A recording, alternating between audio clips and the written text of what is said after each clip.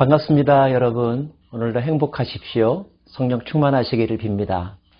오늘은 사사기 1장입니다. 사사기 1장의 내용은 여호수아가 죽고 난 다음의 이야기로 시작이 되지만 그 내용은 여호수아서 14장, 15장의 내용과 중복됩니다. 복습의 의미도 있겠네요. 모세의 시대가 같고 여호수아의 시대가 같습니다. 이제 누가 그 공동체를 이끌어 갈까요? 어떤 사람들은 여호수아가 후계자를 만들어 놓지 못했다라고 이야기하면서 그의 리더십의 한계를 지적하는 사람이 있습니다. 그런데 후계자를 만들지 않은 것이 그의 리더십의 한계일까요? 오히려 그보다는 하나님께서는 이제 어떤 특정한 사람에 의하여 그 공동체를 이끌어가지 않으시고 이스라엘 공동체가 각자 하나님의 말씀에 순종하며 살기를 원하신 것이 아닐까요? 하나님만이 왕이시며 하나님만이 그들의 지도자이시기 때문에 그렇습니다. 이런 하나님의 뜻이 잘 실현되고 있음을 1장에서 우리는 유다 지파를 통하여 깨달을 수가 있습니다. 먼저 이렇게 시작합니다. 여호수아가 죽은 후에 이스라엘 자손이 여호와께 여쭈어 이르되 우리 가운데 누가 먼저 올라가서 가나안 족속과 싸우리이까? 여호와께서 이르시되 유다가 올라갈지니라. 하나님께서는 유다 지파를 부르셨고 유다 지파에게 승리를 약속하셨습니다. 유다 지파는 이 말씀에 순종하여 남은 영토를 정복하러 나가는데 출정합니다. 특별히 유다 지파의 땅 한가운데를 분배받았던 시므온 지파에게 함께할 것을 제안하죠. 유다가 그의 형제 시므온에게 이르되 내가 제비 뽑아 얻은 땅에 나와 함께 올라가서 가나안 족속과 싸우자. 그리하면 나도 내가 제비 뽑아 얻은 땅에 함께 가리라 하니 이에 시므온이 그와 함께 가니라. 결과는 어떻게 되었을까요? 큰 승리를 얻으었습니다. 그 땅의 대표적인 7족속 가운데서 특별히 가나안 족속과 브리스 족속의 자녀 세력들을 몰아냈다고 성경은 기록하고 있습니다. 특별히 아도니베색을 물리치고 그를 죽인 이야기는 유다 지파의 승리가 얼마나 컸었는지 그리고 자랑할 만한 것인지를 우리들에게 보여줍니다. 아도니베색은 남아있는 세력들 가운데 아주 강력한 세력이었기 때문에 싸우기가 쉽지 않은 상대였었거든요. 그럼에도 불구하고 유다 지파는 그들과의 전쟁에서 승리했던 것입니다. 당연히 그 승리는 하나님께서 도와주셔서 하나님께서 허락하셔서 그리고 하나님께서 약속하여 주신 승리라는 것을 우리는 알게 됩니다. 즉 그들의 전투력 여부에 상관없이 하나님께서 승리를 주시겠다고 말씀하셨으므로 순종하여 나간다면 반드시 이긴다는 뜻입니다.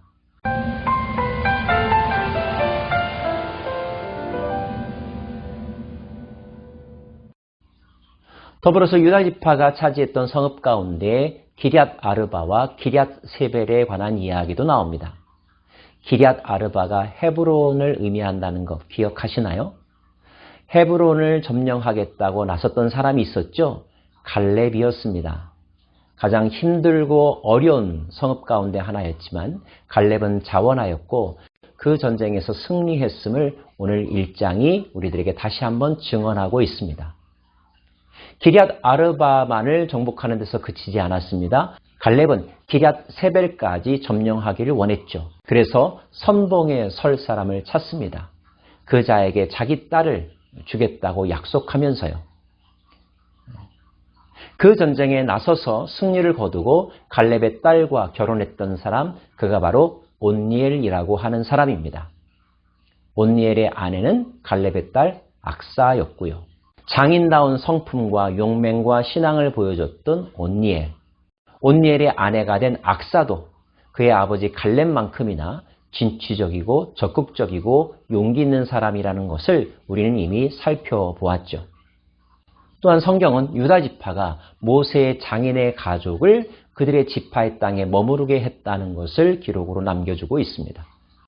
실로 유다 지파는 여호수아가 없는 상황 가운데서도 하나님의 음성을 들었고 하나님의 음성에 순종하였고 그들에게 주어진 사명, 즉 자기들의 분배된 땅을 완전히 점령하고 그 땅에서 이방 족속들을 몰아내는 일에 최선을 다했다는 것입니다.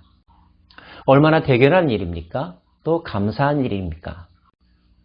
모든 지파들이 이렇게 행한다면 하나님께서 약속하신 그 땅은 약속으로만 남지 않고 그들에게 현실이 될 것이고 또 누릴 수 있는 복이 될 것입니다.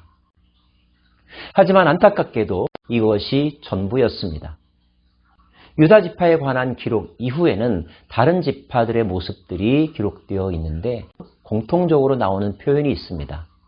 그 표현은 그들이 그 땅의 족속들을 다 몰아내지 못했다라고 하는 표현입니다. 베냐민 지파는 여부수 족속을 몰아내지 못했고요.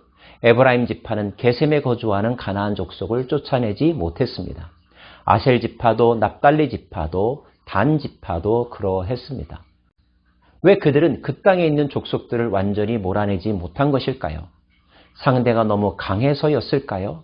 물론 강력한 저항을 하는 세력들도 있었습니다. 하지만 유다 지파에서 보는 것처럼 그들이 하나님에 대한 신뢰를 가지고 하나님의 약속을 믿고 그 믿음으로 나아간다면 아무리 어려운 상대였다 할지라도 승리할 수 있었을 것입니다. 돌이켜보면 그들이 여기까지 온 것 자체가 그들의 실력에 의해서가 아니라는 것을 누구보다도 그들 자신이 잘 알고 있지 않습니까? 이제까지 그들이 은혜로 살아왔다면 앞으로의 인생도 은혜로밖에 살아갈 수 없는 인생입니다. 은혜 받을 만한 믿음을 가지고 있다면, 은혜 받을 만한 순종의 모습을 보였다면 그들은 반드시 그 땅에서의 족속들을 몰아내었을 것입니다. 하지만 어떤 지파는 친히 그렇게 전쟁하려고 하는 흔적조차 찾아볼 수 없는 경우들이 있습니다. 즉 그들은 도전하지 않았다는 것입니다. 하나님의 말씀을 기억하고 끝까지 싸우는 일에 힘을 쏟지 않았다는 뜻입니다. 나태함일 수도 있고요. 안전지대에 머무르려고 하는 게으름일 수도 있습니다. 혹시 저와 여러분의 삶 가운데 또 성격 가운데 그런 모습이 있지는 않은지요?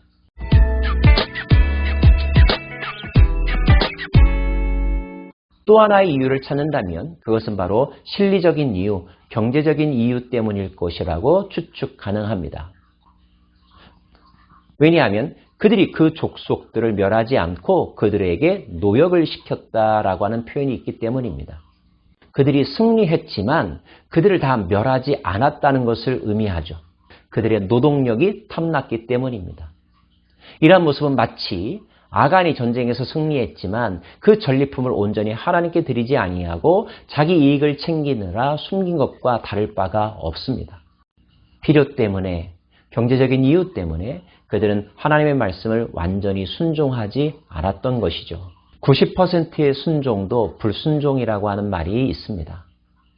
우리들의 순종은 어디까지입니까? 완전한 순종입니까? 아니면 부분적인 순종입니까? 부분적인 순종을 하는 이유, 동기는 무엇 때문입니까? 연약함 때문입니까? 탐욕 때문입니까? 우리는 기억해야 합니다. 그 탐욕 때문에 결국 우리는 많은 것을 잃을 수 있다는 사실을요. 결코 그러한 인생을 살아서는 안 될 것입니다.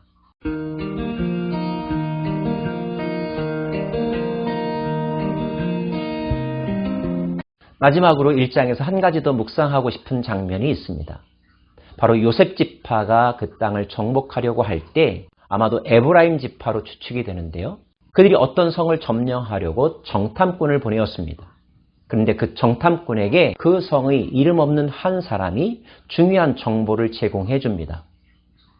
그 정보 덕분에 에브라임 지파는 그 성을 정복할 수 있었죠.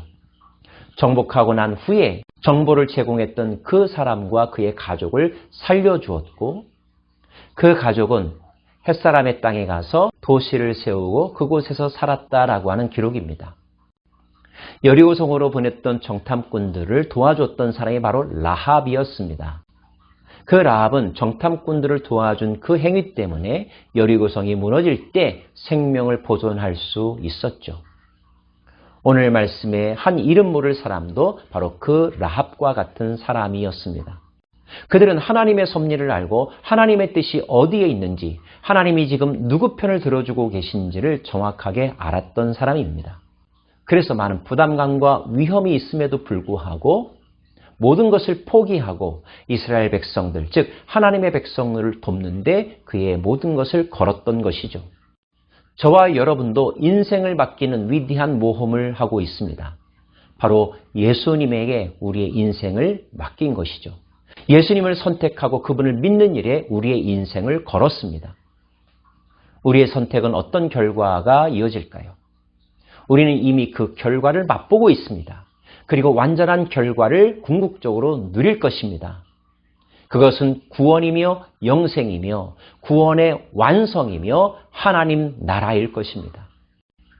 그 예수님에게 믿음을 두신 여러분 한 분 한 분을 축복합니다. 그 믿음이 흔들리지 않기를 바랍니다. 때로는 유혹과 공격과 장애물들이 우리 주변에서 일어나겠지만, 그래서 우리의 믿음을 흔들려고 하겠지만 끝까지 견고히 그 믿음을 붙잡으십시오. 하나님은 결코 우리의 믿음을 헛되게 하지 않을 것입니다. 믿음의 결국 곧 구원을 누리게 될 것입니다. 영생을 맛보게 될 것입니다. 그날이 올 때까지 더불어 함께 이 믿음의 여정, 순례의 여정을 걸어가는 저와 여러분 되기를 간절히 소망합니다. 기도하겠습니다. 하나님, 모세는 사라졌지만 여호수아는 사라졌지만 그는 하나님께 기도하고 하나님의 음성을 듣는 일에 집중했습니다. 저희들도 사람을 의지하지 아니하고 누군가를 기대하지 아니하고 하나님께 직접 나아가고 하나님으로부터 음성을 들으며 하나님의 뜻을 아는 삶을 살아갈 수 있기를 원합니다. 나 자신의 어떠함을 내세우기보다 하나님의 약속을 붙잡고 하나님이 나를 도와주신다고 하는 확신과 믿음을 가지고 우리에게 주어진 하루하루를 승리하며 살아가는 저희들 되게 하여 주옵소서. 오늘도 이 믿음이 필요한 자들에게 믿음의 은혜를 베풀어 주옵소서. 그리고 그 믿음으로 승리케 하옵소서. 예수님 이름으로 기도합니다. 아멘.